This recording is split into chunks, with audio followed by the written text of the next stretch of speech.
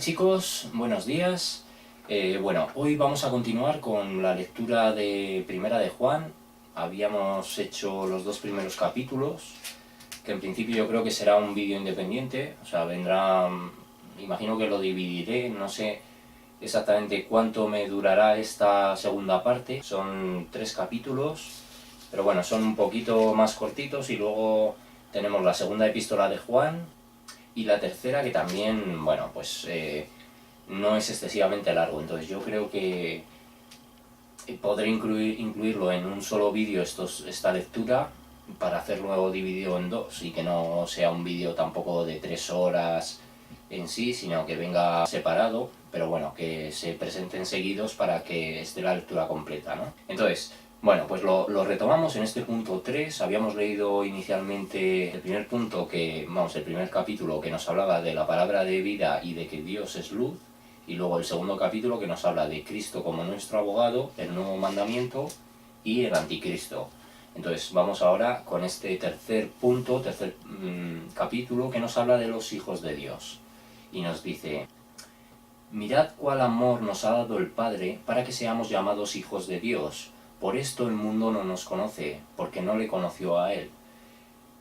Entonces, es un poco el problema que surge en la gente cuando se encuentran personas que les hablan de la palabra de Dios, o cuando leen algo que tiene que ver con la temática de la Biblia, o cuando escuchan a lo mejor por primera vez a un pastor y no entienden, verdaderamente no entienden porque estas palabras no resuenan en sus conciencias, ¿no?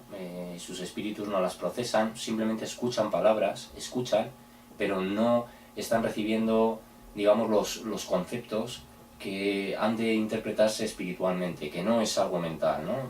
Una idea demasiado reiterativa en mis vídeos, pero verdaderamente es así, y además nos lo dice: mirad cuál amor nos ha dado el Padre para que seamos llamados hijos de Dios. Por esto el mundo no nos conoce, porque no le conoció a Él. Eso evidencia que no hay una comprensión de la palabra de Dios.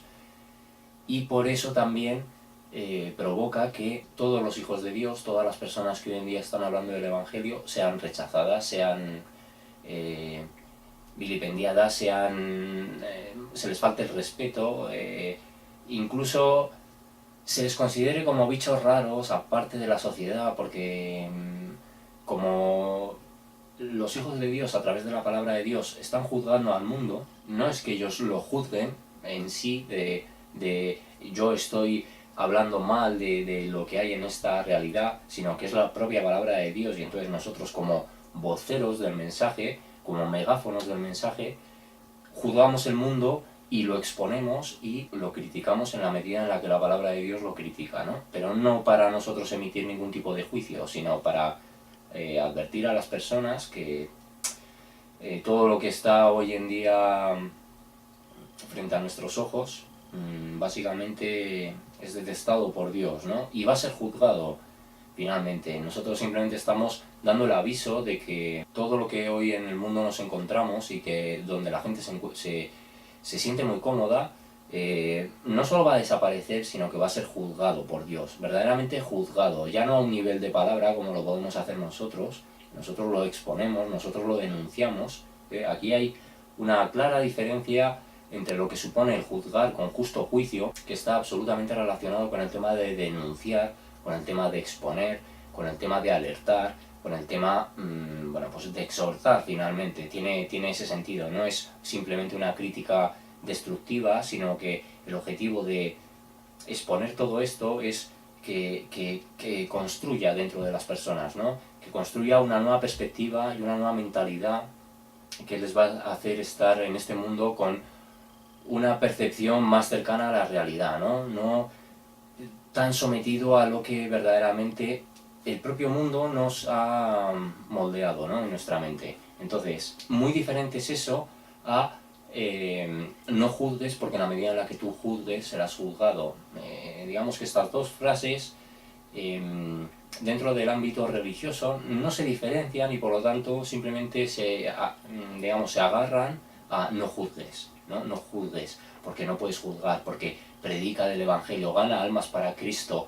No juzgues, no juzgues. Pero bueno, esto finalmente son personas que lo único que hacen es sacar de contexto y atender además a una sola parte de cómo la palabra nos habla del tema del juzgar, y lo hacen para bueno, pues no moverse de su zona de comodidad, no complicarse, no, pues estar de una manera más llevadera, ¿no? Dentro de esta realidad, mientras ellos no sientan la necesidad ni el compromiso de tener que señalar ningún tipo de mentira, ningún tipo de blasfemia contra la verdad de Dios, porque además esto se comprueba en esas mismas personas que hablan del no juzgar.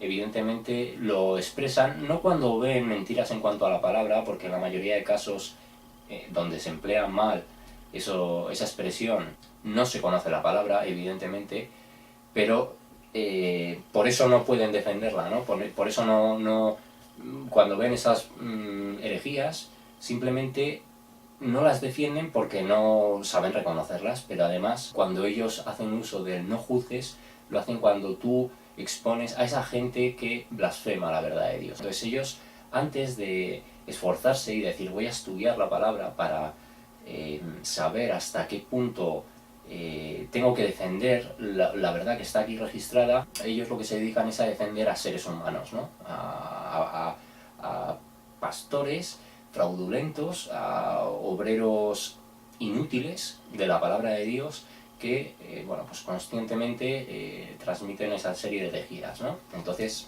en cierto modo también, o sea, no, esto ya no solo para el mundo incrédulo, sino para aquellas personas que precisamente critican a aquellos que hablan de la sana doctrina, ¿no? Entonces, no reconocen tampoco la sana doctrina porque no conocen a Dios, no conocen su palabra, y por lo tanto, bueno, pueden conocer a Dios en el sentido de yo tengo mi propio Dios, que esto es lo que se lleva, yo tengo mi propia imagen de Dios y en función a eso, pues yo determino cuál es la verdad de Dios, qué es lo que me interesa interpretar de su palabra, qué es lo que me conviene ignorar, en fin.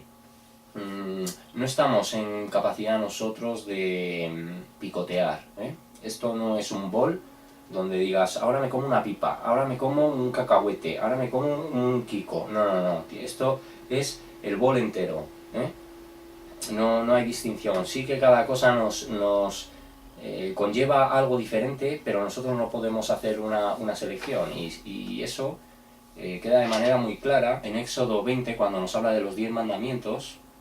Yo creo que ayer en la primera parte de la lectura también en un momento dado se llegó a mencionar, pero en el versículo 4 del capítulo 20 nos dice, bueno, antes en el versículo 3 nos dice, no tendrás dioses ajenos delante de mí. Versículo 4, no te harás imagen ni ninguna semejanza de lo que esté arriba en el cielo, ni abajo en la tierra, ni en las aguas debajo de la tierra. No te inclinarás a ellas ni las honrarás. Porque yo soy Jehová tu Dios fuerte, celoso, que visito la maldad de los padres sobre los hijos hasta la tercera y cuarta generación de los que me aborrecen. Bueno, entonces, ese primer versículo, no te harás imagen, versículo 4, esa primera parte del versículo, no solo implica no hacerse imagen de figuras, no simplemente implica no hacerse figuritas de muñequitos, no simplemente implica eso, implica que tú no te hagas tu propia interpretación de Dios, que tú no te hagas la imagen del Dios que a ti te conviene, ¿no? Sino que conozcas su palabra y honres y defiendas la verdad de su palabra. Y por supuesto, lo primero que tendrías que entender es que antes de defender a ningún hombre, tienes que defender la verdad de Dios. Eso es básico.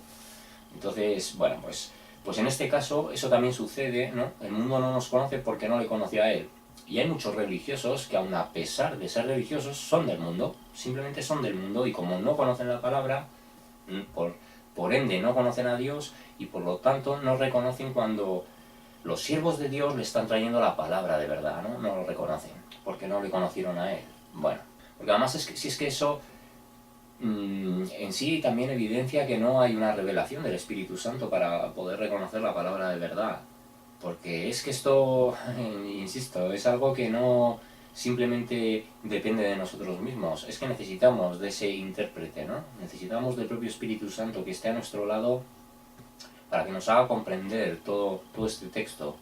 Venga, Seguimos, hijos de Dios. Versículo 2 y nos dice, amados, ahora somos hijos de Dios, y aún no se ha manifestado lo que hemos de ser, pero sabemos que cuando Él se manifieste, seremos semejantes a Él, porque lo veremos tal como Él es. Dejadme un segundito a ver si aquí en esta versión de la Nueva Traducción Viviente, vale, bueno, en este caso no nos menciona, no nos dan palabras en texto original, en griego, quería mirarlo, pero bueno, es una clara referencia porque además nos está hablando a los hijos de Dios y nos dice, sabemos que cuando Él se manifieste, seremos semejantes a Él. Por lo tanto, aquí nos está hablando del arrebatamiento, ¿no? De esa transformación espiritual en la que Cristo transforma nuestro cuerpo corruptible en incorruptible, ¿no? En incorrupción.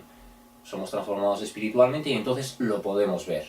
Inmediatamente en ese momento la Iglesia ya sube al cielo, que esto está argumentado entre la diferencia de salpingos y salpingi, ¿vale? O sea, digamos que en el momento del arrebatamiento me parece que salpingos es la propia trompeta de convocación. Dejadme un segundo, es que quiero decirlo exactamente. Bueno, es que he estado estos días haciendo como una especie de archivo así de notas sobre el tema del arrebatamiento, con varios comentarios que he ido haciendo respecto a muchas evidencias que hay en torno a este evento. Entonces lo que quiero decirlo exactamente, no quiero dejarlo dicho mal en el vídeo, y bueno, porque es una evidencia muy clara que, bueno, pues que nos da la naturaleza del evento, que nos ubica cuando el evento es, nos da muchísimas claves. Entonces, sí, entonces salpingi, el término en griego, es la trompeta de Dios. Entonces es esa trompeta de convocación.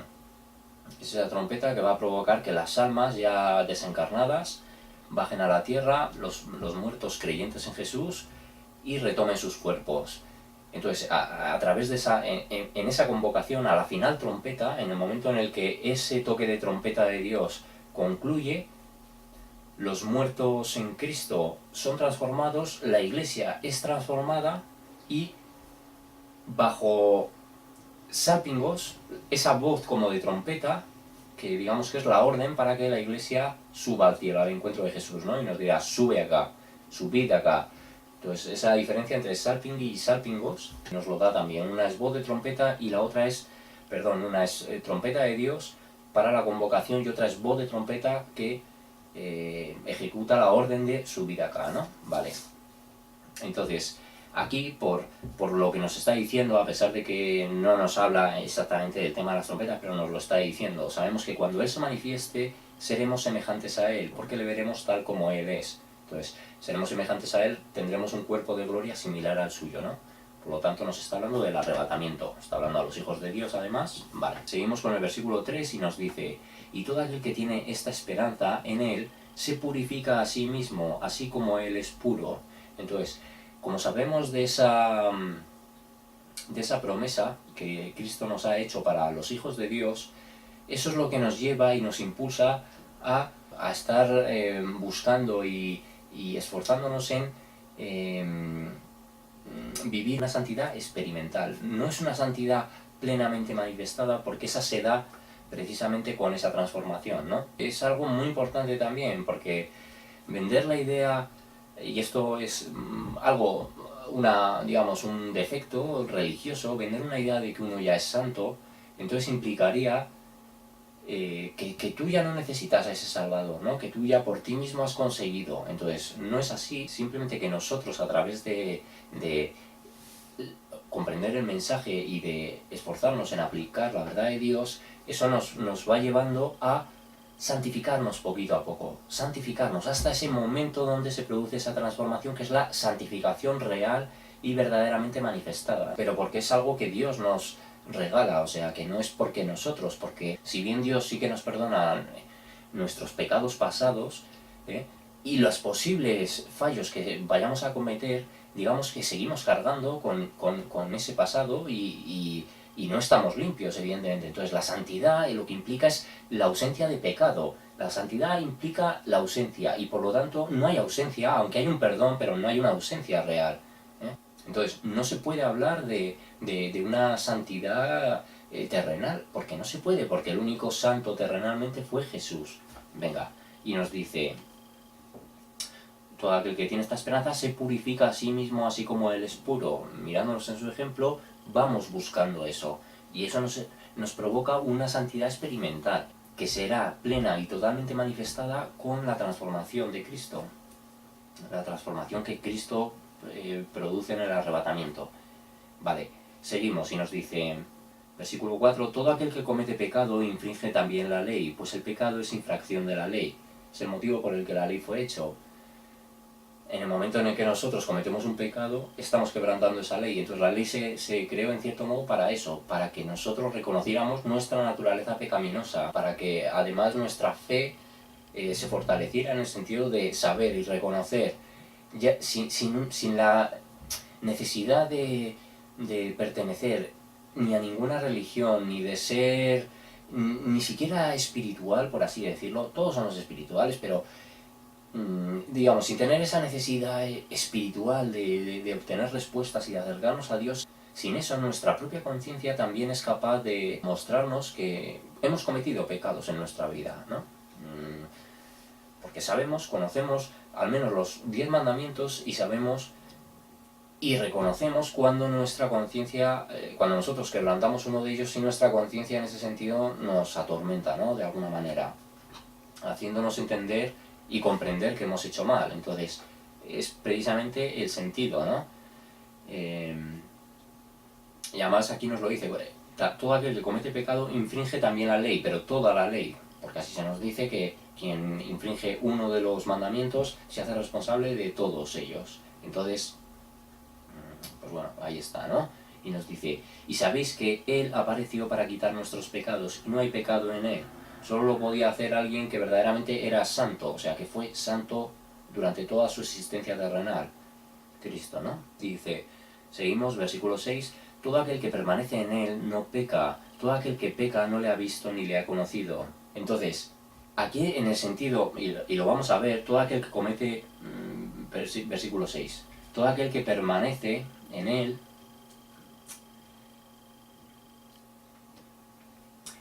nos dice, todo aquel que permanece en Él no peca, todo aquel que peca no le ha visto ni le ha conocido.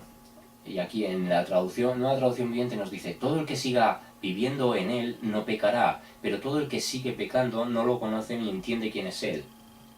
Entonces nos está hablando en el sentido de tú ya no solo reconocer el pecado, sino que saber las consecuencias que tiene el pecado y mantenerte en el camino del pecado. O sea, es lo que nos está diciendo. No nos está diciendo, porque además es que de hecho Juan antes nos lo aclara. Entonces tenemos que entenderlo, y esto tiene que ver con el hecho de distorsionar en muchos casos el tema de la santidad, ¿vale? Entonces nos dice, si decimos que no tenemos pecado, pues esto nos lo dice antes en el capítulo 1, versículo 8, si decimos que no tenemos pecado nos engañamos a nosotros mismos y la verdad no está en nosotros.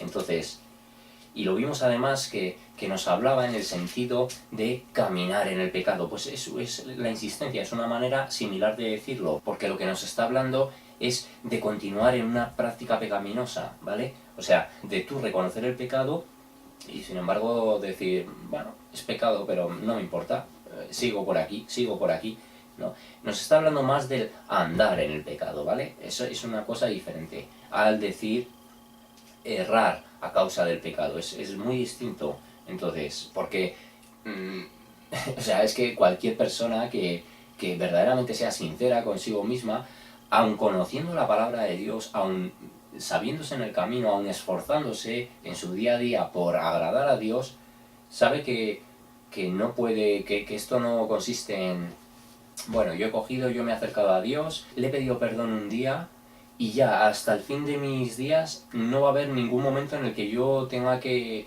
disculparme con Él, en el que yo tenga que confesar mis errores. Si alguien se piensa que eso es así, pues bueno, pues no, evidentemente no entiende, ¿no? Entonces, como hay una purga diaria prácticamente, y a veces instantánea al momento de equivocarnos, pues eso está evidenciando que sí se sigue pecando, que es distinto al continuar conscientemente en pecados que tú reconoces. Es distinto al caer, el caer es distinto al mantenerse, ¿vale? No tiene nada que ver y tenemos que entenderlo, es algo muy claro. Vale, y nos dice... Entonces aquí, a pesar de que nos dice...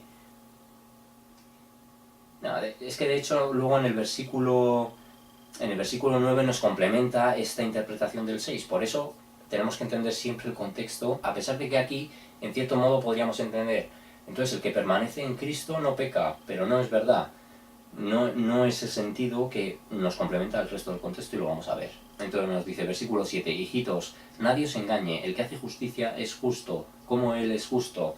Bueno, pues esto es una búsqueda de, sobre todo, de honrar a la verdad de Dios porque es justicia, porque es verdad, porque, bueno, pues en sí porque es la única verdad a la que el mundo se debería estar sometiendo, ¿no? Y es la verdad que el mundo de hecho ignora. Entonces, la defensa de la palabra de Dios es uno de los primeros actos de justicia que tenemos que hacer para con el Creador. Vale, y nos dice, versículo 8, el que practica el pecado es del diablo, porque el diablo peca desde el principio. Para esto apareció el Hijo de Dios, para deshacer las obras del diablo. Entonces, nos lo dice claramente. Sin embargo, cuando alguien sigue pecando, demuestra que pertenece al diablo, el cual peca desde el principio, pero el Hijo de Dios vino para destruir las obras del diablo. El que sigue pecando, ¿no? El que reconoce el pecado y sin embargo decide mantenerse ahí. Nos está hablando ya, puede que en algunos casos nosotros pequemos en algunos sentidos y no nos demos cuenta, o sea, y no lo sepamos y después lo reconozcamos, pues esto es pecado, ¿no?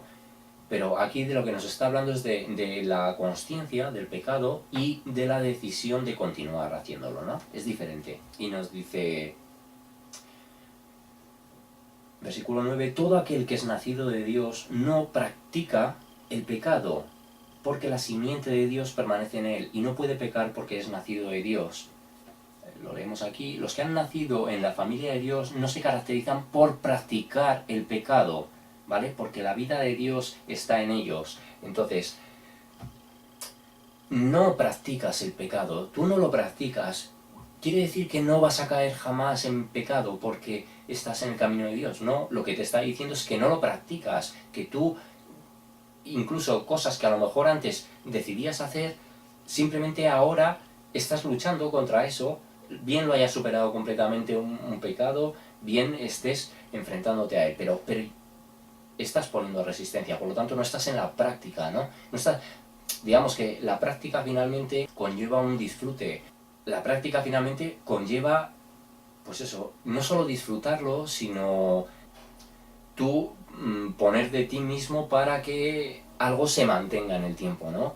Digamos, o sea, tú pones también tu voluntad para que eso se esté repitiendo. Es diferente el practicar el pecado al recaer en un pecado, al tropezar por el pecado. Es diferente porque tu camino va en una dirección y, digamos, la tentación, el pecado se introduce. Sin embargo, cuando tú caminas en el pecado, simplemente no hay una resistencia por tu parte, ¿vale? Ahí está el matiz. Venga. Entonces nos dice, en esto, versículo 10, en esto se manifiestan los hijos de Dios y los hijos del diablo. Todo aquel que no hace justicia y que no ama a su hermano no es de Dios. Bueno, esto es algo que también salió en uno de los dos capítulos anteriores, y es así, porque además Pablo también nos lo dice, que de todos los mandamientos, de todos los decretos, lo más importante finalmente es el amor, porque no vale conocer mucho la palabra si no amas al hermano, porque no vale hablar en lenguas si no amas a tu hermano, porque no vale nada si tú no tienes amor al prójimo, porque entonces no estás atendiendo a un mandamiento clave de Dios, ¿no? Es ámame a mí por sobre todas las cosas y ama a tu prójimo como a ti mismo. Entonces, no podemos tener esa tara y considerarnos espirituales. No puede ser, ¿no? No puede estar eso ahí. Entonces, porque de hecho es la manera en que se malinterpreta en muchos casos, en movimientos gnósticos, en movimientos teosóficos, digamos, entre las sociedades secretas, se considera al diablo como el diablo trajo el conocimiento, se le considera el bueno aquí de la película, ¿no? Pero no es así. Si fuera el bueno de la película, no hubiera introducido la muerte. Introdujo la muerte en el sentido de que él engañó a los primeros humanos y por la palabra que Dios había determinado sabía que iba a conllevar a la muerte, ¿no? Entonces, ¿nos ama el diablo? ¿En serio? ¿Nos ama? Bueno, vale, entonces nos dice, versículo 11, porque este es el mensaje que habéis oído desde el principio, que nos amemos unos a otros. Bueno, algo que está en el Pentateuco también aclarado, ¿no? Y nos dice, versículo 12, no como Caín, que era del maligno y mató a su hermano. ¿Y por qué causa le mató? Porque sus obras eran malas y las de su hermano justas. Entonces también fue la envidia, ¿no? De ver cómo la ofrenda de Abel agradó a Dios, y sin embargo el hecho de que Caín le ofreciera a Dios no las primicias ni los mejores frutos ni los mejores productos, pues él hizo una selección y decidió quedarse lo mejor y entregar a Dios la parte sobrante, ¿no? Entonces, al final, o sea, es que no era un problema de Dios, es que era un problema precisamente bueno, pues del modo de sentir de Caín, ¿no? No quiso entregarle lo mejor a Dios, ¿no? Y por lo tanto, digamos, ese sentimiento de envidia luego para con su hermano en realidad estaba motivado por su acto de no ser generoso con Dios, ¿no? Entonces, y lo único que hizo Dios fue proyectárselo en la mente, ¿no? Vamos, ante su vista, demostrárselo. Si tú hicieras bien las cosas, no tendrías ese sentimiento, ¿no? Ni hacia tu hermano, ni incluso hacia sí mismo, porque evidentemente fue ahí el espíritu de Satanás el que se apoderó para llevarle a cometer ese acto, pero bueno, eso también en función a cómo él había consagrado su vida, ¿no? En vez de buscar el amor al Creador, en vez de buscar el agradarlo a él, pues hacía más caso al egoísmo humano, hacía más caso a sus propias pasiones internas. Digamos que el ego finalmente es lo que nos va a hacer, uno, distanciarnos más de Dios, y dos, empatizar menos con nuestros semejantes, ¿no? Es una de las obras, o sea, muchas veces el trabajo que se manifieste en lo externo empieza en lo interno, ¿no? En lo que a nosotros nos va a dominar.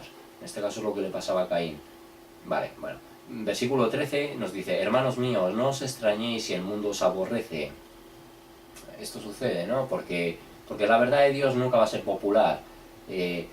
No va a gustar porque precisamente atenta contra el ego, ¿no? Señala al ego, lo expone y, bueno, lo avergüenza, porque el humano finalmente tiene la necesidad de creerse autosuficiente, tiene la necesidad de pensar que su vida es mérito suyo, que su vida es propiedad suya, y no es así, porque la vida de todo ser humano tiene que tener una causa inicial. Esto es ciencia pura y dura, no es una invención de nadie, no es una invención propia, es ciencia pura y dura, que así tiene que ser.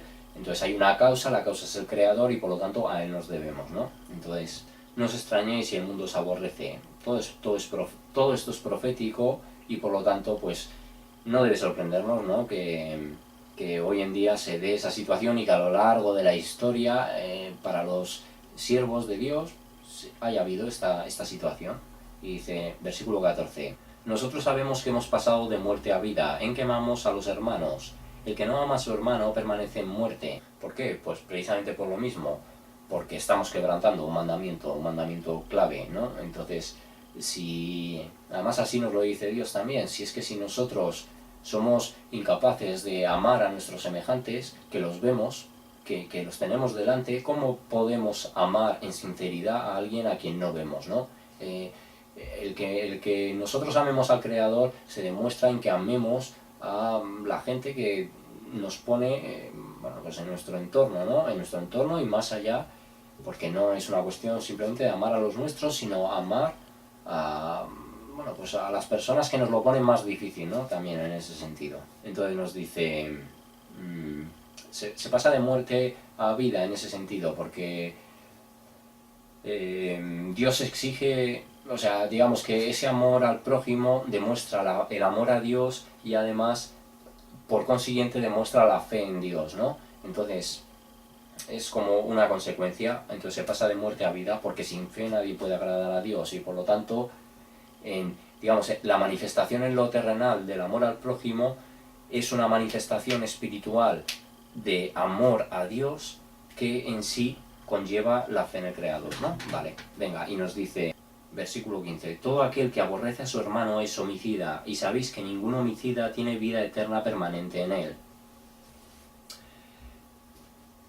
Precisamente por esta manera en que Cristo nos reinterpretó ese mandamiento de no matarás, ¿no? Si Él nos dice, si odiáis a vuestro hermano, sois homicidas, lo estáis matando, no lo estaréis matando, digamos, físicamente, pero es que verdaderamente el odio es un... O sea, experimentar ese sentimiento es algo muy... no solo es grave, sino que es algo que tiene que estar destrozando a las personas por dentro, porque finalmente estás deseando más. Es que, no sé, yo es que personalmente puedo decir que jamás he odiado a nadie. Nunca he experimentado odio hacia nadie y yo creo es que eso verdaderamente es autodestructivo con la persona, ¿no? Porque entiendo que ese sentimiento te carcome por dentro, o sea, hace que tu mente, que tu emoción no solo se esté alimentando de lo negativo, sino que tú lo estés enviando hacia esa persona y eso finalmente se vuelve como un boomerang contra ti, ¿no? Entonces, bueno, pues eso hay que sanarlo. Eso hay que sanarlo de todas. No se puede odiar a la gente. Porque finalmente, es que de hecho así lo dice, ningún homicida, pero en el sentido ya de aborrecer, ¿no? De matar. Probablemente hay asesinos que han sido perdonados por Dios, vamos, seguro, vamos, hay asesinos que han sido perdonados por Dios porque ha habido un arrepentimiento genuino, pero bueno, en este caso aquí nos está hablando más, ya lo vemos, en un sentido no literal en cuanto a cometer el homicidio, en cuanto a cometer el asesinato, sino en cuanto al odio, precisamente por el hecho de que el tema de la santidad surge principalmente en nuestro interior, desde ahí al manifestarse en lo exterior, pero nace ahí, ¿no? Nace ahí dentro. Vale, y nos dice, versículo 16, en esto hemos conocido el amor, en que Él puso su vida por nosotros. También nosotros debemos poner nuestras vidas por los hermanos. Y poner nuestras vidas por los hermanos no necesariamente implica que tú pongas tu vida materialmente, físicamente, para la vida de otro, aunque también hay casos de personas que a lo mejor arriesgan su vida por salvarla de otros y la pierden, y eso también es poner la vida por los hermanos, pero aquí en cierto modo lo que se nos dice es dedicad vuestra vida, emplead vuestra vida, servid en vuestra vida para el bien de los hermanos, ¿no? Para que más hermanos conozcan la verdad, para que más hermanos sean dirigidos doctrinalmente a la verdad del mensaje del Evangelio. En eso es poner la vida, ¿no? Es entregar tu tiempo, entregar tu energía, entregar el conocimiento que Dios te haya otorgado para que otros se beneficien de eso. Es una clara demostración no solo de comprender el motivo por el que Dios te ha hecho integrar verdades de su palabra, verdades suyas, sino pues que el hecho de que tú lo entregues es una demostración sincera de amor al prójimo, ¿no? Vale, y nos dice, versículo 17, pero el que tiene bienes de este mundo y ve a su hermano tener necesidad y cierra contra él su corazón, ¿cómo mora el amor de Dios en él? Entonces, tampoco es... Y esto, vale, lo vamos a enfocar inicialmente a los bienes materiales, pero vamos a dar luego la lectura también espiritual en este sentido. Entonces, también no se puede amparar a la gente en Dios proveerá, a cada uno Dios le proveerá. Bueno, a cada uno Dios le proveerá, pero es que muchas veces el que Dios provea a cierta persona implica que nosotros también estemos dispuestos a darle, ¿no? O sea, Dios provee a las personas, pero también a través de toda su creación, de todos sus siervos, de todos sus hijos, ¿no? Entonces no se puede excusar a la gente tampoco en decir que es cuestión de Dios, ¿no? Porque muchas veces eso precisamente lo que implica es que nosotros no tomemos parte activa, no tomemos responsabilidad, y no es así. Y entonces, y cierra contra su corazón como mora el amor de Dios en él. Y en el sentido de los bienes de este mundo, es verdad, nos habla de los bienes de este mundo, nos habla más en cuanto a lo material, a lo terrenal, pero en este sentido lo podemos rescatar también de lo espiritual. Si tú recibes revelación de la verdad y no tienes necesidad, no sientes bueno, pues, el tener tú que llevarles el mensaje de verdad a esos otros hermanos, también eso demuestra que no hay amor de Dios verdadero en ti, ¿no? ¿Por qué? Porque tú ya consideras que el trabajo está hecho, consideras que Dios te tenía que iluminar el entendimiento, te lo ha iluminado, pero que ahí acaba la obra, y no, la obra no concluye ahí, ¿no? Vale, y nos dice, hijitos míos, versículo 18, hijitos míos, no amemos de palabra ni de lengua, sino de hecho y en verdad. Es una cuestión de que las obras testifican verdaderamente de la fe, de que no todo es el Señor obrará, nosotros simplemente vamos a orar. No es solo orar, no es solo orar, no puedes simplemente orar y no actuar. La oración, digamos que es lo que en el campo del espíritu acciona, ¿eh?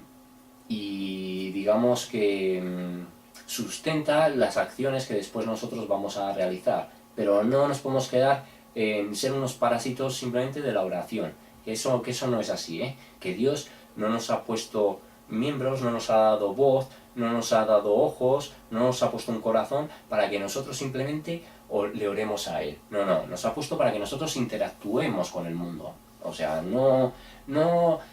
esto lo único que produce, pues es eso, es la pasividad en la iglesia, ¿no? Que no se tome acción, que no se tome parte bueno, pues en la responsabilidad que la palabra nos exige en sí. E insisto que aquí nos está hablando, sí, en cuanto a lo material, pero todo tiene también una lectura en cuanto a lo espiritual, ¿vale? O sea, no lo limitemos. Vale, y nos dice, versículo 19, y en esto conocemos que somos de la verdad, y aseguraremos nuestros corazones delante de Él. Pues si nuestro corazón nos reprende, mayor que nuestro corazón es Dios, y Él sabe todas las cosas. Entonces, precisamente nuestro modo de actuar nos va a demostrar si estamos también en el camino de la verdad, ¿no? No hay que confundir el tema de la salvación, digamos, con el tema de la testificación. Es que no tiene nada que ver, o sea, una cosa es gracia, otra cosa son obras, ¿vale? Pero ambas están unidas y relacionadas. Entonces nos dice, si nuestro corazón nos reprende, mayor que nuestro corazón es Dios, y Él sabe todas las cosas. A veces nosotros podemos saber que estamos haciendo algo mal, incluso ignorarlo o no querer hacer caso a nuestra conciencia interna que nos lo revela, pero eso que también se tocó ayer en el sentido de conocer mentiras y decir yo evado la responsabilidad, lo ignoro, no hago como que no lo veo, da igual que tú hagas eso porque para Dios eso no es desconocido, ¿no? Y así nos lo dice, Él sabe todas las cosas. Amados, si nuestro corazón no nos reprende, confianza tenemos en Dios, y cualquiera cosa que pidiéramos la recibiremos de Él, porque guardamos sus mandamientos y hacemos las cosas que son agradables delante de Él. Entonces, aun a pesar de que nosotros reconozcamos nuestra naturaleza y nuestros fallos, digamos que si hay una cierta tranquilidad de conciencia en este caso, si no sentimos nuestro corazón compungido porque sentimos o percibimos que hay un mal en nosotros que no nos da cierta paz, cierta tranquilidad, es porque probablemente no estamos caminando de la manera correcta, ¿no? Entonces nos dice, si nuestro corazón no nos reprende, confianza tenemos en Dios. Eso es porque hemos tratado de consagrar nuestra vida al Señor y confiamos precisamente en sus planes, ¿no? En lo que Él tenga determinado para nosotros. Y cualquier cosa que pidiéremos la recibiremos de Él, porque guardamos sus mandamientos y hacemos las cosas que son agradables delante de Él. Es la ayuda, es el sustento que verdaderamente Dios sí hace, pero ¿por qué? Porque dice, guardamos sus mandamientos, o sea, nos esforzamos en ser agradables a sus ojos. Y eso implica no solo estudiar, no solo integrar, no solo aplicar en lo personal, sino actuar para el resto del mundo y transmitir también el Evangelio y la palabra de salvación al resto del mundo. O sea, implica muchas cosas, ¿no? Cuando ya digo que hay muchas personas que llegan al terreno de comprendo, integro relativamente y ya pongo un muro y es mi relación con Dios, es mi historia con Dios y no tengo que hacer partícipe a nadie. De hecho, si tal y como está el mundo, tal y como está la sociedad, si la gente no sabe que yo creo en Dios, casi mejor. Me va a venir mejor porque me va a generar menos problemas. Bueno, pues eso no es entender el mensaje del Evangelio, ¿eh? Vale, seguimos versículo 23 ya para acabar este capítulo 3 y nos dice: y este es su mandamiento, que creamos en el nombre de su Hijo Jesucristo y nos amemos unos a otros como nos lo ha mandado. Está claro, ¿no? La fe que Dios nos exige para que seamos salvos. Y el hecho de amar a nuestros semejantes. Bueno, una idea repetitiva ya en este caso, y nos dice versículo 24: y el que guarda sus mandamientos permanece en Dios, y Dios en él, y en esto sabemos que Él permanece en nosotros, por el Espíritu que nos ha dado. Entonces, es precisamente el Espíritu Santo el que nos va a impulsar continuamente a perfeccionar la obediencia a Dios. El ir aprendiendo cada día más para ir puliendo, ir redefiniendo todos nuestros defectos, pelear, luchar contra nuestros pecados, moldear nuestro carácter, digamos, suavizar en lo negativo nuestros sentimientos, incluso eliminarlos y ampliar o amplificar los sentimientos positivos hacia el resto de humanos, ¿no? Entonces, en esto sabemos que Él permanece en nosotros por el Espíritu que nos ha dado, porque esto finalmente es un trabajo que realiza el Espíritu Santo a través de nosotros. No es un trabajo que nosotros realizamos considerando al Espíritu Santo, no, se necesita al Espíritu Santo para poder hacer todo esto, ¿no? Vale, y este final de la idea viene perfecto para retomar el capítulo 4, que nos habla de el Espíritu de Dios y el Espíritu del Anticristo. Y nos dice: amados, no creáis a todo espíritu, sino probad los espíritus si son de Dios, porque muchos falsos profetas han salido por el mundo. En esto conoced el Espíritu de Dios. Todo espíritu que confiesa que Jesucristo ha venido en carne es de Dios, y todo espíritu que no confiesa que Jesucristo ha venido en carne no es de Dios. Y este es el espíritu del Anticristo, el cual vosotros habéis oído que viene, y que ahora ya está en el mundo. Entonces, no creáis a todo espíritu, probad los espíritus si son de Dios, porque muchos falsos profetas han salido por el mundo. Muy relacionado al hecho de conseguir reconocer falsas doctrinas, conseguir reconocer falsos profetas, conseguir reconocer herejías, conseguir reconocer blasfemias. ¿Cómo? Podemos probar a los espíritus si conocemos la palabra. Si ignoramos el mensaje, bueno, vamos a tragar lo que nos manden, ¿no? Porque además estas personas te lo venden, digamos, la presentación del plato es un plato que te suena, que lo ves bonito, que realmente te apetece comer de él, ¿no? Te apetece comer de él porque te suena bien y porque como incluye partes y fragmentos de la verdad de Dios, pues lo consideramos verdad precisamente por desconocimiento de la palabra. Pero no es así. Y el hecho de que nos diga todo espíritu que confiesa que Jesucristo ha venido en carne es de Dios, eso en cierto modo también nos delimita, nos elimina a las personas, porque no es que simplemente digan, vale, sí, Cristo ha estado sobre la tierra. Es que no es eso, es Cristo ha estado sobre la tierra, pero Cristo es Dios, Dios encarnado, es el Hijo de Dios encarnado, pero es parte del mismo Dios, o sea, es reconocer la naturaleza tanto eterna y divina de Dios como la naturaleza terrenal de Dios. Y en el momento en el que algo de eso doctrinalmente se transgrede, digamos que ya no se está reconociendo la verdadera naturaleza de Dios, que es doble en ese caso, ¿no? Vale. Quien no confiesa que Jesucristo ha venido en carne no es de Dios, y este es el espíritu del Anticristo, el cual vosotros habéis oído que viene y que ahora ya está en el mundo. Entonces aquí nos está hablando del espíritu del Anticristo. Cuando se leyó lo del Anticristo se mencionó, hay una diferencia entre el espíritu del Anticristo que es el espíritu de Satanás, que ha manejado en muchos momentos de la historia bueno, pues a determinados líderes, a determinados personajes que han provocado acontecimientos que han quedado reflejados en la historia, ¿no? Pero hay una diferencia con el Anticristo final, que será una figura personal. Y aquí nos habla del espíritu del Anticristo precisamente. Espíritu del Anticristo que en sí también domina a todas las personas que reniegan de la verdad de Dios, que rechazan el mensaje de Jesús, que consideran fábula o fantasía el tema de la crucifixión de Cristo, ¿no? Todo eso está también dominado por el espíritu del Anticristo. Y nos dice en versículo 4: hijitos, vosotros sois de Dios y los habéis vencido, porque mayor es el que está en vosotros que el que está en el mundo. Ellos son del mundo, por eso hablan del mundo y el mundo los oye. Nosotros somos de Dios. El que conoce a Dios nos oye, el que no es de Dios no nos oye. En esto conocemos el espíritu de verdad y el espíritu de error. Muy relacionado con lo que nos decía en el versículo 1 del capítulo 3, mirad cuál amor nos ha dado el Padre para que seamos llamados hijos de Dios. Por esto el mundo no nos conoce, porque no le conoció a Él. Exactamente lo mismo. Hijitos, vosotros sois de Dios y los habéis vencido. Los habéis vencido en el sentido de que Dios, de que Jesús ya venció a la muerte, venció al mal en la cruz, y por lo tanto a través de su sacrificio nos ha hecho vencedores, pero no nosotros somos vencedores, sino que Él ha sido vencedor y a nosotros nos hace partícipes de su victoria, ¿no? Vale, y nos dice, porque mayor es el que está en vosotros que el que está en el mundo. Finalmente Satanás es el perdedor de esta historia, ¿no? Ya ha sido vencido, no se ha manifestado su derrota a día de hoy, pero es un hecho consumado ya, y nos dice, ellos son del mundo, por eso hablan del mundo y el mundo los oye.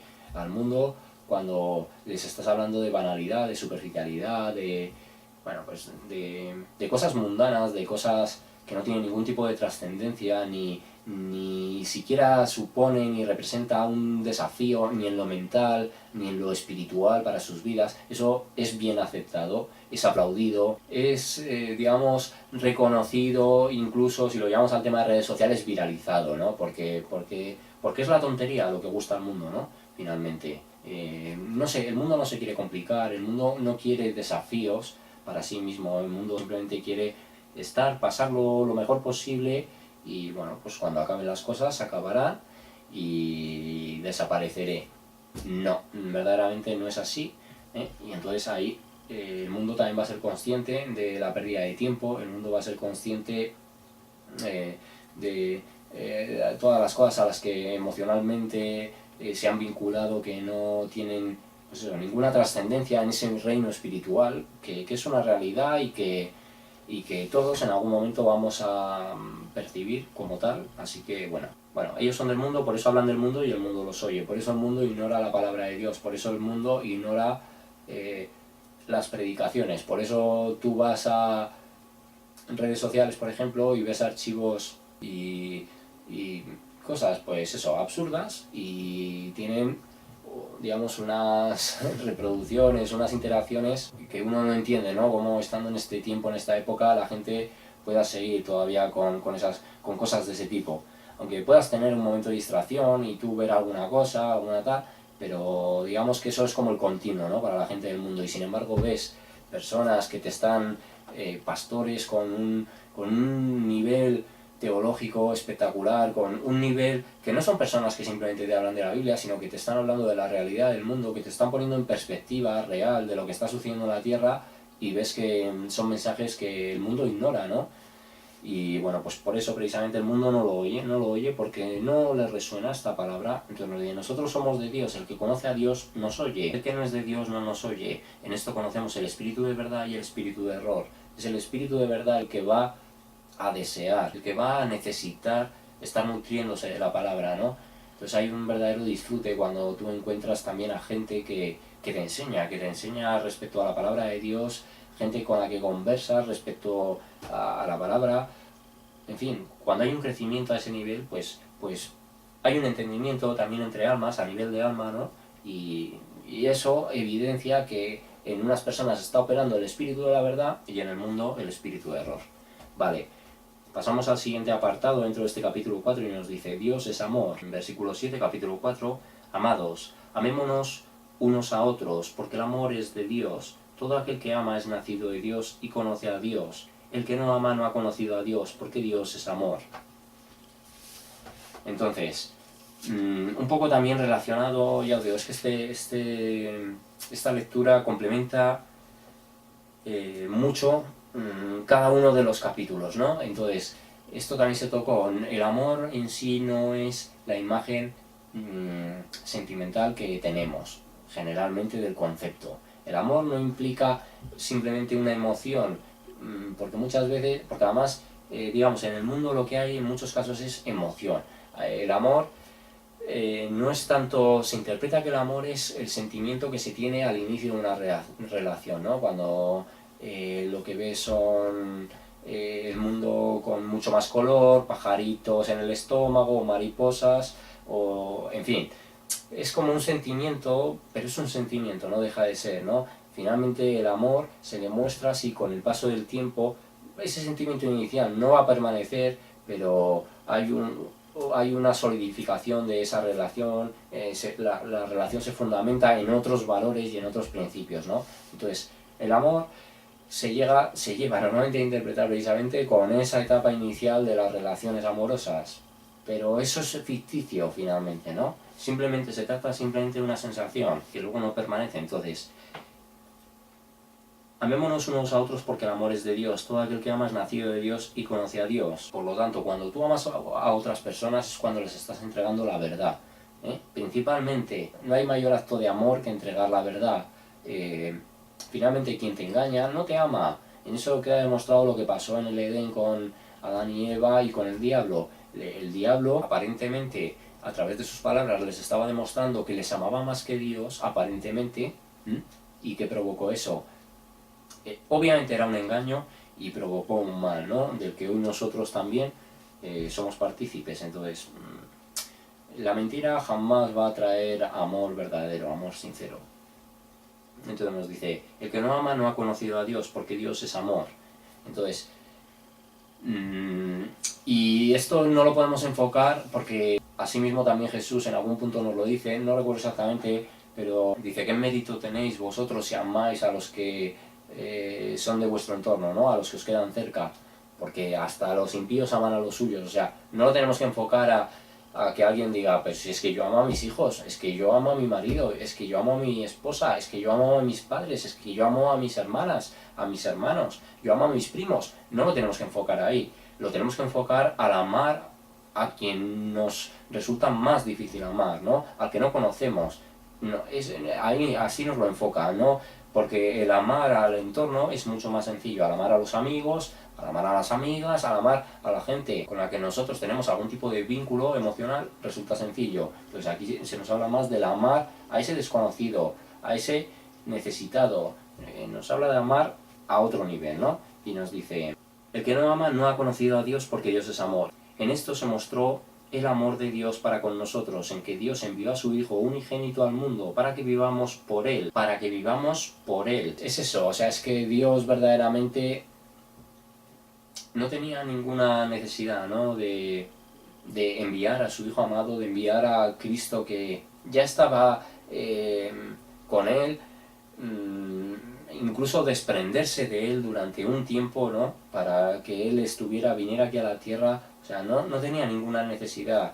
Yo creo que esto ya en otro vídeo lo dije, pero el hecho de enviar a Jesús en sí no glorifica al Padre porque el Padre es inmutable en su naturaleza. O sea, el Padre no tenía necesidad de hacer algo, aún lo glorifica más por el hecho de ese amor demostrado y manifestado, pero en su propia naturaleza eterna, el Padre no lo necesitaba, simplemente lo hizo por amor a nosotros, ¿no? Entonces es el mayor ejemplo y que debemos tomar como Él, sin tener ni la obligación ni la necesidad de hacerlo, no dudó, ¿no? en realizarlo. Vale. Bueno, disculpadme que justo he recibido una llamada, he tenido que hacer aquí también un corte, pero bueno, la idea, ¿no? Que Dios no necesitaba verdaderamente hacer algo por nosotros. O sea, Él ya bastante había hecho, nos dio la vida, nos dio un paraíso aquí terrenal, nos creó en principio para no morir, para ser eternos. Nosotros lo hemos desobedecido continuamente. Entonces, si finalmente realizó esto, el hecho de enviar a Jesús, lo hizo por puro amor. Entonces, creo que no podemos reprocharle nada, ¿no? A Dios cuando en el mundo está continuamente ese reproche absurdo, en vez de asumir la responsabilidad de nuestros propios actos. Tendemos a no creer en Dios, pero en tal caso, cuando sí nos conviene, decimos, es que si Dios verdaderamente existiera, entonces Él no podría permitir que el mundo estuviera así. Pero ¿y tú qué haces para mejorar el mundo? ¿Y qué hacemos cada uno de nosotros para ponerle remedio, ¿no?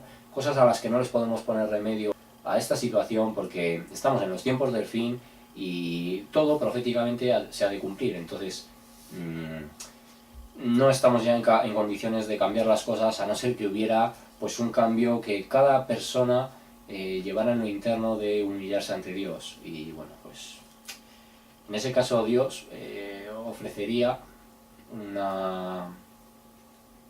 un cambio en sus propios planes, ofrecería una variación en sus planes lo ofrece así en uno de los libros, no sé si es Ezequiel, Jeremías o alguno de esos libros proféticos del Antiguo Testamento, así lo dice, que si mi pueblo se humillare y volvieran su rostro hacia mí, cambiaría lo que está determinado, ¿no? Pero bueno, el mundo, la situación, pues vemos que no va en ese sentido, ¿no?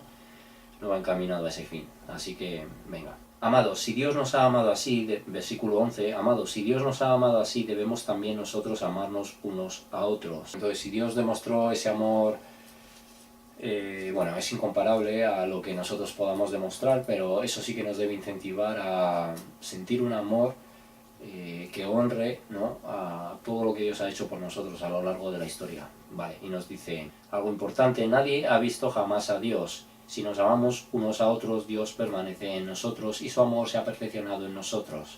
Entonces, hay muchas personas, muchos de estos falsos profetas, que aseguran que han hablado con Dios cara a cara, que ellos han visto el rostro de Dios. Bueno, en algunos casos a lo mejor se quieren referir a Jesús, pero bueno, igualmente nadie ha visto jamás a Dios. Y aquí en este caso, para mí está más enfocado al Padre, ¿no? Porque así de hecho se nos dice. De hecho, en sí mismo, cuando Dios se manifestaba al pueblo de Israel inicialmente, lo hacía a través del ángel de Jehová, que era Cristo mismo. Entonces ahí lo podían ver, pero porque era Jesús, estaban viendo a Jesús, ¿no? A Cristo, Jesús en su forma angelical, en ese sentido y en ese caso, en ese tiempo. Pero no era Dios el Padre. A Dios el Padre no se le podía ver porque la propia gloria de Dios destruiría al humano por esa condición pecaminosa. No puede verlo el humano a Dios, ¿no? Y así nos lo dicen. Nadie ha visto jamás a Dios. Y esto Pablo también en otros puntos nos lo dice. Quien diga que haya visto a Dios es un mentiroso. Y bueno, pues una blasfemia bastante grande a aquellos que se atrevan a blasfemia, herejía, llamarlo como quieras, asegurar que han estado cara a cara con el Padre, ¿no? Bueno, si nos amamos unos a otros, Dios permanece en nosotros y su amor se ha perfeccionado en nosotros, precisamente por el hecho de que somos capaces de amar a nuestros semejantes, pero no a nuestros semejantes cercanos, sino a todos aquellos, ¿no? A todos aquellos que componen la raza humana. Y esto, en muchos casos, el patriotismo pone impedimentos. De hecho, hay un sentido en que haya habido varios regímenes a lo largo de la historia que han fomentado ese sentimiento, no solo de patriotismo, sino de racismo en las personas. Y esto, de hecho, pues es algo que el pasado, por ejemplo, de España, todavía lo sigue arrastrando en las generaciones más veteranas, ¿no?, por decirlo así. Arrastran ese sentimiento, ¿no? Y a lo largo de todos los países lo puedes ver, como las personas que han sido parte de algún régimen, pues algún régimen dictatorial, pues acumulan ese registro negativo, ¿no?, que directamente atenta contra eso, porque consideramos que los nuestros son los de nuestro país, ¿no? Y todo esto pues tiene un sentido también y cumple parte de la estrategia diabólica de dividirnos y de no sentir amor por los demás, porque estamos quebrantando un mandato de Dios, ¿no? Entonces nos dice, versículo 13, en esto conocemos que permanecemos en Él y Él en nosotros, en que nos ha dado de su Espíritu, porque es a través de su Espíritu Santo por medio del cual nosotros podemos amar a los demás también, ¿no? No en nuestra condición humana, que tiende a ser egoísta, pero sí a través del propio Espíritu Santo. Y dice, y nosotros hemos visto y testificamos que el Padre ha enviado al Hijo, el Salvador del mundo, ¿no? Ellos certifican que la promesa de Dios ha sido una realidad. La propia historia lo certifica, todas las evidencias certifican que la existencia de Cristo ha sido verificada. O sea, es que simplemente el hecho de que ya la historia esté dividida a través del momento en que Cristo vino aquí demuestra que no se trata de ninguna fábula. Ya desde la escuela, cuando nos enseñan historia básica, el nombre de Cristo empieza a entrar en nuestras conciencias, ¿no? Eso es una propia decisión de Dios. Venga, y nos dice, todo aquel que confiese que Jesús es el Hijo de Dios, Dios permanece en él y él en Dios. Entonces aquí nuevamente la división en las personas de la divinidad. Todo aquel que confiese que Jesús es el Hijo de Dios, Dios permanece en él. El testimonio del Hijo hace que la verdad de Dios permanezca en ti y Él en Dios. Pero aquí nos habla de que para tener esa comunión con Dios, para llegar a ese camino al Padre, necesitamos creer en el Hijo, ¿vale? Pero como una transición al Padre. Venga, y nos dice, versículo 16, y nosotros hemos conocido y creído el amor que Dios tiene para con nosotros. Dios es amor, y el que permanece en amor permanece en Dios y Dios en él. Bueno, pues el amor de Dios finalmente es una confirmación absoluta a lo largo de toda la historia, ¿no? Simplemente nos podía haber abandonado a nuestra suerte y dejar que la propia humanidad se extinguiera y ya está.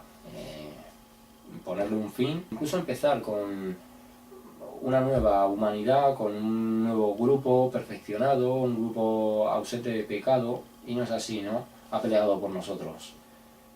Bueno, y nos dice, en esto se ha perfeccionado el amor en nosotros, para que tengamos confianza en el día del juicio, pues como Él es, así somos nosotros en este mundo. Entonces, es su amor precisamente, su verdad en nosotros, el esforzarnos en caminar conforme a su voluntad, lo que nos tiene que traer confianza en que de hecho para el día del juicio, como arrebatamiento es la parte inicial del juicio que da inicio al juicio final, pues tener esa confianza es una confianza que no debe llevarnos a decirnos para nosotros mismos, yo lo tengo asegurado, yo no tengo nada que hacer. No es que tus obras te vayan a llevar a ser o no ser arrebatado, pero si tú consideras que ya eres salvo y caminas en el mundo, o ignoras trabajar para la obra, pues a lo mejor verdaderamente eso demuestra que no eres salvo, ¿no? No es que las obras te vayan a llevar a ser salvo, pero tenemos que entender el concepto, que es muy claro. Entonces, para que tengamos confianza en el día del juicio, pues como Él es, así somos nosotros en este mundo. Entonces, Cristo se distanció del mundo, y Dios nos insta en toda su palabra a que no formemos parte del mundo, a que estemos en el mundo, así Jesús lo dice, yo no pido a mi Padre que os saque del mundo, sino que os guarde del mundo, que os proteja de él, que no seáis sometidos a su influencia, ¿vale? Que no participéis de las mismas obras que el mundo ofrece. Entonces, pues ahí está. Así somos nosotros en este mundo. No nos hacemos partícipes, no estamos absolutamente excluidos de su influencia, pero conscientemente representamos una resistencia, ¿no? La verdadera lucha contra este sistema la están ejerciendo los cristianos, los conspiranoicos, la gente que habla de... Bueno, conspiranoicos, no quiero llamarlos así porque yo también hablo de la conspiración, pero la gente de la conspiración, es que sí que hay conspiranoicos porque hay gente que abusa de esto y digamos que buscan conspiración en todo y en el fondo lo que hacen también es desinformar, pero todas esas personas del mundo del misterio, todo esto, todas esas personas no están representando ninguna resistencia, ¿no? Para el propio sistema. La resistencia la está generando el propio cristianismo, que es el que está trayendo la verdad de Dios. Y evidentemente ante un sistema satánico, lo único que va a provocar complicaciones es la verdad del Creador. Todo lo que tenga que ver con la conspiración finalmente es parte de los engaños que sí van a ser y están siendo destapados, pero son parte de los engaños de Satanás y por lo tanto es entrar también dentro de ese juego, porque eso puede ayudar a concienciarnos de que esta realidad es una mentira, pero digamos que solo estamos viendo una parte, una parte de la hoja, solo estamos viendo esta parte oscura y estamos investigando y tratando de descubrir todo lo que hay aquí, todo lo que aquí contiene, pero eso nos lleva a centrarnos, a obsesionarnos en esta parte oscura, que hay mucha mentira, tanta que parece inconcebible, pero no atendemos a la parte que nos trae la claridad, que nos trae la revelación espiritual y la que nos trae el mensaje de salvación y de hecho lo que expone de manera clara la naturaleza real de esta otra parte, porque cuando solo estamos en esto consideramos que esto es responsabilidad de los que estamos aquí en el mundo y no es así, ¿eh? Esto te demuestra que esto es parte de esas huestes espirituales, de esas potestades, que todo responde a un plan que forma parte de esta guerra o de esta batalla espiritual, que no es algo puramente terrenal, no es así, y la gente de la conspiración se lleva ese engaño. Entonces, sería bueno que despertarais a ese error, que asumierais que no estáis participando en traer verdaderamente luz, solo lo vais a hacer cuando seáis partícipes de la obra de Dios. Venga, y nos dice, Versículo 18, en el amor no hay temor, sino que el perfecto amor echa fuera el temor, porque el temor lleva en sí castigo. Entonces, incluso en esto del tema de la conspiración, se genera miedo, pero cuando tú reconoces la conspiración y sin embargo estás haciendo una labor de predicación, es diferente porque conoces cómo todo esto va a acabar. No te autoengañas pensando que tú vas a cambiar la humanidad, que tú vas a salvar el mundo, que tú eres el nuevo Superman que va a traer aquí la salvación, sino que hay un Salvador y que Él exclusivamente acabará con todo esto, ¿no? Con todo este sistema diabólico.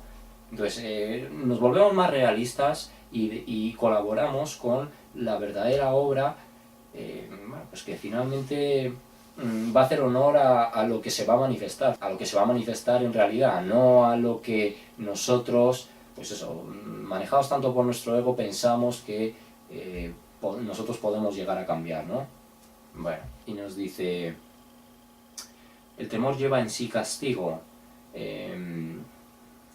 Y es así, ¿no? Es así, porque estarnos alimentando del miedo también provoca que a nuestra vida se manifiesten muchos de esos miedos, ¿no? Entonces, cuando nosotros ponemos nuestra confianza en el Salvador, en la liberación que Él va a provocar, pues eso en sí también proféticamente va a evitar, ¿no?, estar en el castigo, ¿no? Porque depositamos nuestra fe en el Salvador, en aquel que nos ha prometido que cuando llegue el periodo de la ira de Dios, ese juicio de 7 años, sus hijos no van a estar aquí. Nos dice, donde el que teme no ha sido perfeccionado en el amor, porque hay un continuo, digamos, una continua sugestión a estar entrando además en pensamientos negativos, cuando tú te dejas influenciar demasiado por lo que el mundo, la televisión y la realidad te transmite, entonces es cuando toda esa negatividad también entra a formar parte de tu realidad, ¿no? Entonces hay que reconocerlo, pero sin dejarte invadir por todo eso. Y nos dice, donde el que teme no ha sido perfeccionado en el amor. Nosotros le amamos a Él porque Él nos amó primero. Es una elección de Dios inicial, que no elegimos nosotros a Dios, amarlo a Él, sino que Él, desde antes de la fundación del mundo, nos ama a nosotros, ¿no? Venga, versículo 20 nos dice, si alguno dice, yo amo a Dios y aborrece a su hermano, es mentiroso. Pues el que no ama a su hermano, a quien ha visto, ¿cómo puede amar a Dios a quien no ha visto? Es lo que antes ha dicho, que Dios nos exige y comprueba en sí si le amamos a Él verdaderamente, si nosotros somos capaces de amar a nuestros semejantes, ¿no? En eso Él comprueba si el amor es sincero o no. Y nos dice, y nosotros tenemos este mandamiento de Él, el que ama a Dios ame también a su hermano. Es una consecuencia, ¿no? No puedes amar a Dios y... No puedes amar a Dios y despreciar a tu hermano. Insisto, esto en la religiosidad, puedo hablar perfectamente de la religiosidad del catolicismo, se demuestra que el amor a Dios no es sincero, porque las personas, al comprobar que no se aceptan sus engaños, que no se aceptan sus mentiras, ellos directamente emplean una serie de términos y de calificativos, pues que demuestran no solo que no hay amor hacia el semejante, hacia el hermano que ellos consideran apartado, que probablemente, en cierto modo, en muchos casos ni siquiera se trata de hermanos, pero porque cada uno pertenece a un lugar, pero se demuestra que no hay amor, es que hay odio verdadero, ¿no? Además utilizan mucho, ellos hablan mucho de eso, cuando a lo mejor tú ni siquiera empleas ese término, simplemente expones las cosas, ellos tienden a utilizar, es que no hay más que odio en vosotros, los protestantes solo tenéis odio. Yo os puedo decir que la palabra odio la he leído más en conversaciones con católicos que en toda mi vida. La he leído más y no os hablo de conversaciones de 2-3 meses, no, en apenas 4 o 5 días yo he leído la palabra odio saliendo de esas personas, aunque lo hacen en referencia a otros, pero bueno, quien habla tanto del odio, quien no duda en expresarse de esa manera, es porque el odio reside en ellos, ¿no? Venga, pasamos entonces al capítulo 5 ya para concluir esta primera de Juan. Y venga, yo creo que me va a dar tiempo a hacerlo, no sé cuánto me quedará de batería, pero yo creo que me dará tiempo a hacerlo, venga, entero. Y los dos, porque es que segunda de Juan y tercera es un capítulo, no hay división de capítulos, son unos cuantos apartados, pero va a ser simplemente recuperar alguna idea clave, ¿no? Ahí, entonces nos dice, la fe que vence al mundo. Nos dice, todo aquel que cree que Jesús es el Cristo es nacido de Dios, y todo aquel que ama al que engendró, ama también al que ha sido engendrado por él. Entonces, hay que amar a Jesús, hay que aceptar a Jesús en demostración el amor al Padre, ¿no? Y nos dice, en esto conocemos que amamos a los hijos de Dios, cuando amamos a Dios y guardamos sus mandamientos. Entonces, también el que se manifieste el amor hacia nuestros semejantes viene a consecuencia, porque quizá por nuestra naturaleza lo que tiende a fluir es el egoísmo, pero cuando nosotros amamos a nuestros semejantes es producto del amor que tenemos a Dios y el esfuerzo en la obediencia a sus mandamientos, ¿no? Es todo como una consecuencia que está relacionado. Y nos dice, versículo 3, pues este es el amor a Dios, que guardemos sus mandamientos, y sus mandamientos no son gravosos. O sea, el hecho de guardar los mandamientos no debe suponer para nosotros una carga, no debe suponer, no debemos enfocarlo como una imposición, verdaderamente es algo que nuestra alma no solo lo va a necesitar, sino que va a reconocer que es lo adecuado y que se va a gozar a medida que nuestra obediencia se vaya perfeccionando. No es algo gravoso, no es algo pesado, no es algo que nos suponga tanto un esfuerzo. Sí implica un desafío, sí implica pues un trabajo continuo con uno mismo, pero finalmente lo que puede suponer a la vista de nuestra carne renuncia o esfuerzo, finalmente supone liberación y felicidad para nuestro espíritu. Entonces no supone pues algo difícil de llevar, ¿no? Sino que es algo que progresivamente tu propio espíritu va a ir deseando que se vaya produciendo, ¿no? El manifestar cada vez una obediencia mayor al Señor. Y nos dice, versículo 4, porque todo lo que es nacido de Dios vence al mundo, y esta es la victoria que ha vencido al mundo, nuestra fe. Entonces, es precisamente la fe en Dios lo que nos lleva a poder, digamos, distanciarnos de todo lo que ofrece el mundo, ¿no? El vencer al mundo no es que nosotros derrotemos al mundo, no es que nosotros destrocemos al mundo, sino que nosotros nos separemos de él, ¿no? Nos desvinculemos de él. Es una victoria porque Satanás durante toda nuestra vida ha estado poniéndonos muchos elementos para que esa disociación que hacemos para con el mundo en respuesta a nuestra fe a Dios, pues Satanás lo ha tratado de impedir, ¿no? A lo largo de toda nuestra vida. Y cuando nosotros adoptamos ese compromiso de darle prioridad al mundo del espíritu con respecto al terreno de la carne, hemos vencido al mundo, ¿no? Y lo hace nuestra fe en el Creador. Y nos dice, versículo 5, ¿quién es el que vence al mundo sino el que cree que Jesús es el Hijo de Dios? Es la única manera, ¿no? Todo el resto de falsa espiritualidad, toda la religiosidad, todos esos caminos alternativos, como no creen ni aceptan la verdad de Jesús, no solo a Jesús, sino la verdad de su palabra, eso provoca que las personas sigan en el mundo, ¿no? Sigan en el mundo y no vencen al mundo en ese caso, el mundo les sigue dominando a ellos. Pues bueno, es así.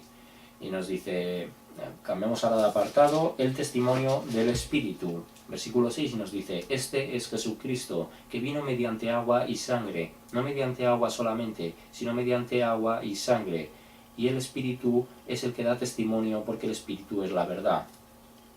Entonces, vino con agua y sangre, y esto en cierto modo revela esa doble naturaleza de Dios, de Jesús, en este caso, Hijo de Dios, divinidad pura y carnalidad, ¿no? Por eso también se llama el Hijo del Hombre. Entonces, pero de hecho es el Hijo del Hombre porque el hombre fue hecho a la imagen y semejanza de Dios. Y fue la imagen misma de Cristo la que también fue utilizada para dar como forma a la primera Adán, ¿no? Cristo fue el segundo Adán, y en este caso el vino nacido del Espíritu. O sea, fue un nacimiento distinto. O sea, a pesar de que el primer Adán se hizo conforme a la imagen de Jesús, Jesús encarnado vino a posteriori de la imagen de Adán, ¿no? En ese sentido también es Hijo del Hombre a pesar de la preexistencia de Cristo. Y nos dice el Espíritu que es el que da testimonio porque el Espíritu es la verdad. Entonces es el propio Espíritu que Cristo nos envió el Espíritu Santo, bueno, que nos envió el Padre, pero porque así se lo pidió Jesús, es el que nos revela todo este tipo de verdades, ¿no? Entonces, también digamos, no solo la credibilidad que Cristo manifestó para la gente de la tierra, sino todo lo que él pudo hacer es porque tenía esa doble naturaleza, ¿no? Una naturaleza terrenal, pero una naturaleza divina. Entonces nos dice, versículo 7, porque tres son los que dan testimonio en el cielo, el Padre, el Verbo y el Espíritu Santo, y estos tres son uno. La Trinidad no está en la Biblia. En serio, la Trinidad no está en la Biblia, ¿no? Porque tres son los que dan testimonio en el cielo, el Padre, el Verbo y el Espíritu Santo. Y estos tres son uno. Es una triunidad y está muy clara a lo largo de toda la palabra. Y nos lo está dando porque cuando una persona da testimonio, digamos, cuando estamos en medio de un juicio y hay una serie de jurado, cada uno da su testimonio. Pues cuando alguien da un testimonio es porque hay una personalidad, porque hay una individualidad, personificada. Y aquí nos lo está diciendo el Padre, el Verbo y el Espíritu Santo. Y estos tres son uno. La divinidad la componen estos tres, que dan testimonio en el cielo, ¿no? Bueno, pues está claro. Y tres son los que dan testimonio en la tierra, el Espíritu, el agua y la sangre. Y estos tres concuerdan. Entonces el Espíritu, finalmente es el Espíritu Santo que nos revela la verdad. El agua, por el bautismo de Cristo, que también nos confirma la realidad de esa transformación, ¿no? Y la sangre, que es la confirmación del nuevo pacto, ¿no? La entrada en vigencia del nuevo pacto. Y esto es lo que da testimonio también en la tierra, porque son los elementos que, digamos, interactúan para dar ese testimonio que en sí mismo tiene la Trinidad en el cielo, ¿no?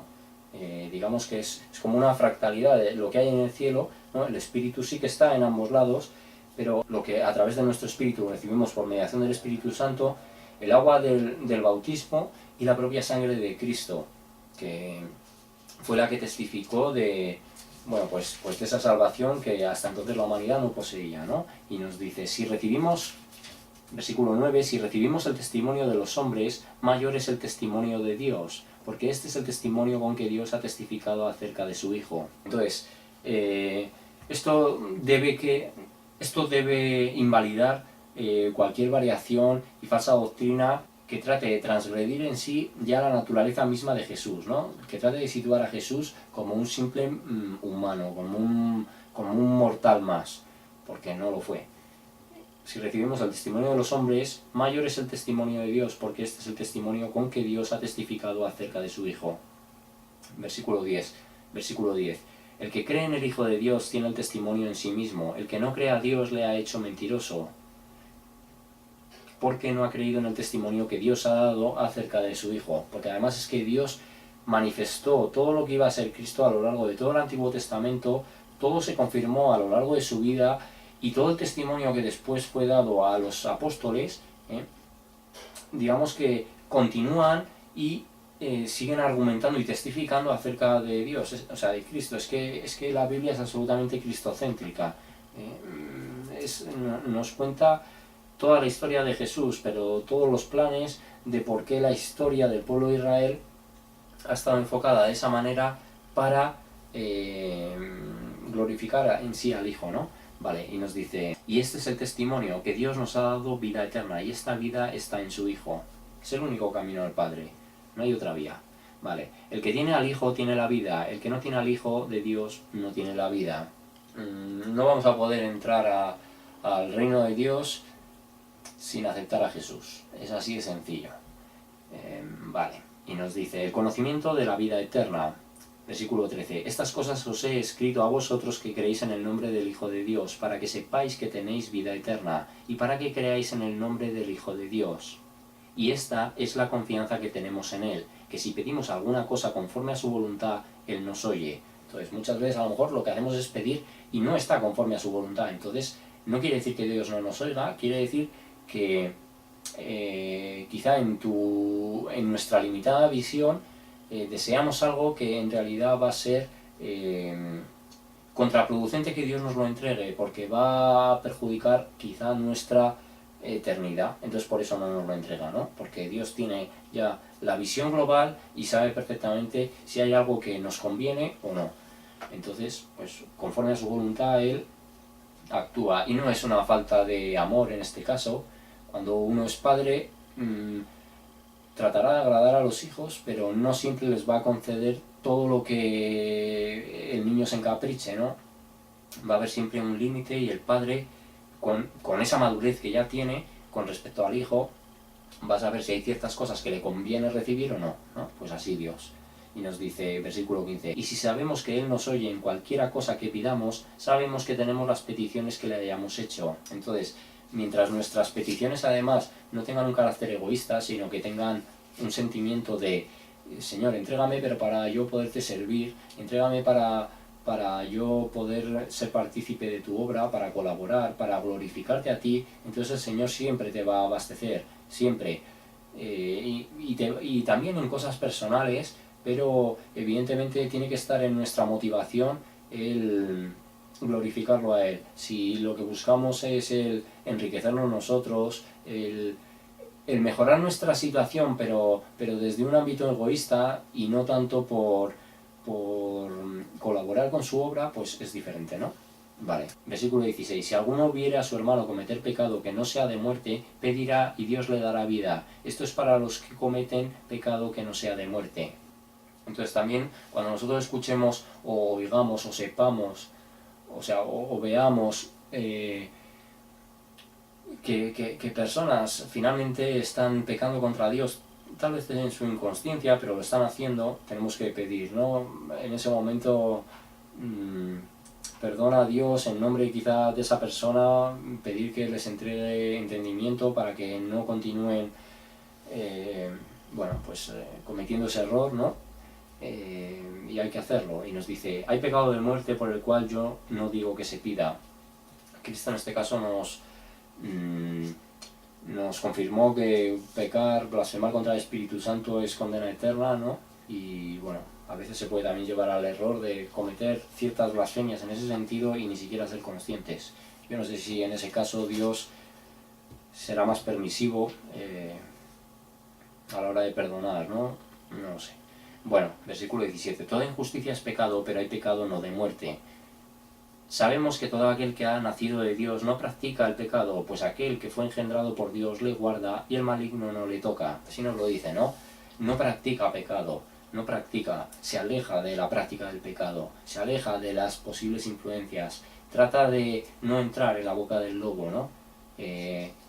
Simplemente el hecho de no entrar en esa cueva, de no introducirte en sitio donde tú ya sabes que va a acontecer una cierta tentación, pues eso ya es no estar en la práctica del pecado. Otra cosa es que tú digas, sé que aquí hay pecado, me voy de cabeza, ¿no? Me tiro, voy a bucear. Eso es diferente, eso es entrar en la práctica del pecado. Y nos dice, sabemos que somos de Dios y el mundo entero está bajo el maligno. Él es el príncipe de este mundo. Versículo 20. Pero sabemos que el Hijo de Dios ha venido y nos ha dado entendimiento para conocer al que es verdadero. Y estamos en el verdadero, en su Hijo Jesucristo. Este es el verdadero Dios y la vida eterna. Ahí nos lo dice nuevamente, ¿no? Jesucristo, Hijo de Dios, pero Dios verdadero, ¿no? Vale. Y vida eterna, el único camino al Padre. Vale. Y nos dice, hijitos, guardaos de los ídolos. Amén. Bueno, por los ídolos, cualquier otra persona o cualquier otra filosofía, cualquier religión que te distorsione la verdad, el verdadero camino al Padre, que es andar en la verdad de Jesucristo, es un ídolo también, ¿no? Entonces, bueno, pues concluido, primera de Juan, vamos a leer esta segunda de Juan y yo creo que también la tercera. Yo creo que no se me estará yendo tanto tiempo de grabación, no sé cuánto llevaremos, pero venga, vamos a hacerlo rápido porque aquí simplemente quiero rescatar algunas ideas. Entonces nos dice, segunda epístola de San Juan Apóstol, salutación. Versículo 1. El anciano a la señora elegida y a sus hijos, este es Juan, el anciano en sí, no se refiere a Dios, el anciano a la señora elegida y a sus hijos, a quienes yo amo en la verdad, y no solo yo, sino también todos los que han conocido la verdad, a causa de la verdad que permanece en nosotros y estará para siempre con nosotros. Sea con vosotros gracia, misericordia y paz de Dios Padre y del Señor Jesucristo, Hijo del Padre, en verdad y en amor. Esa diferenciación en las personas de Dios, ¿no? Vale, y nos dice, permaneced en la doctrina de Cristo. Mucho me regocijé porque he hallado a algunos de tus hijos andando en la verdad, conforme al mandamiento que recibimos del Padre. Y ahora te ruego, Señora, no como escribiéndote un nuevo mandamiento, sino el que hemos tenido desde el principio, que nos amemos unos a otros. Y este es el amor, que andemos según sus mandamientos. Este es el mandamiento, que andéis en amor, como vosotros habéis oído desde el principio.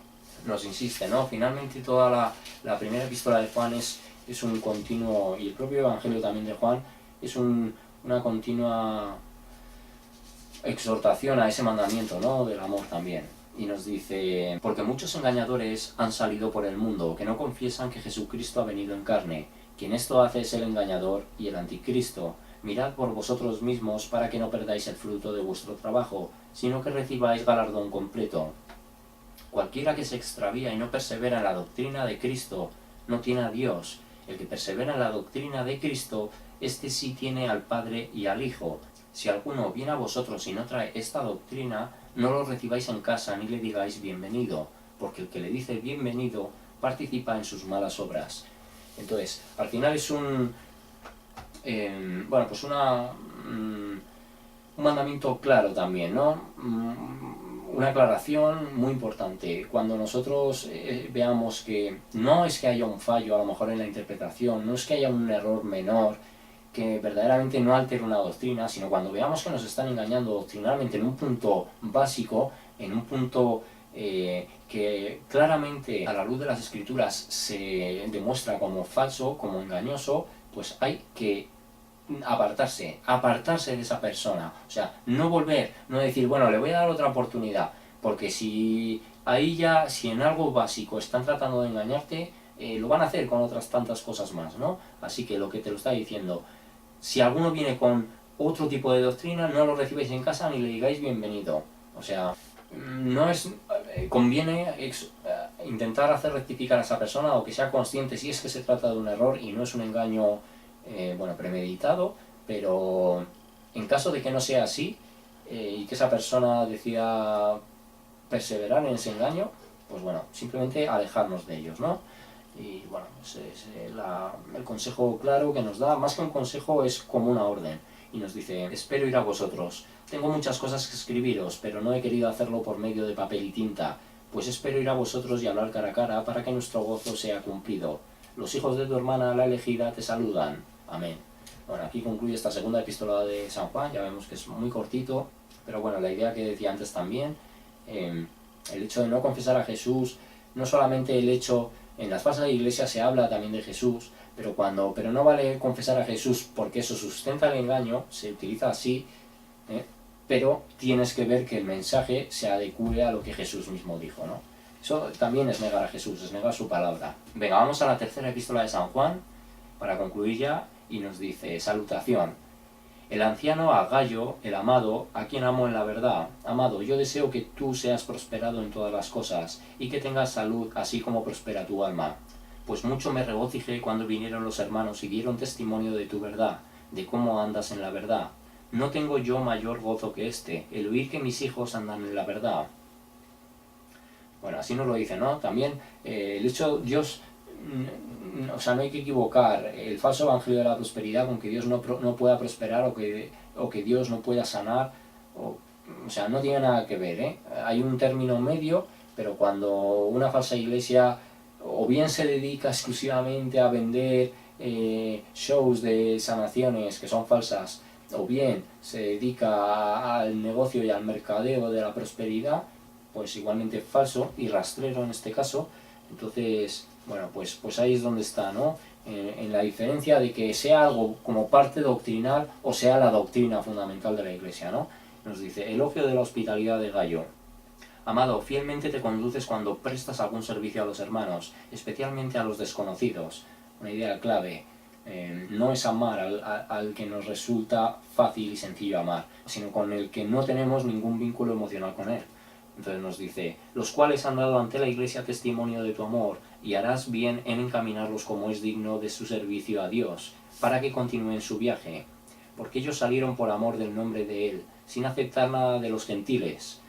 Nosotros, pues, debemos acoger a tales personas para que cooperemos con la verdad. Es una cuestión de llevar también el mensaje del Evangelio a cualquiera, porque no sabemos si ese desconocido, con el que nosotros no tenemos ni ningún vínculo ni ninguna seguridad de que el mensaje pueda cuajar, porque Dios así lo decida, porque es Dios finalmente el que convierte a las personas, pero no sabemos si a partir de ese momento esa persona se va a convertir en un siervo, en un obrero que va a poner todo lo mejor de sí mismo para ser partícipe, ¿no? Y cooperar en la obra precisamente, porque es la labor, o sea, es más, la Iglesia finalmente lo que tiene que crear no es tanto fieles que vengan continuamente a su iglesia, que sí, que deben nutrirse, que deben recibir instrucción continua de la palabra, pero también es formar a nuevas personas que den voz y amplíen el mensaje, ¿no?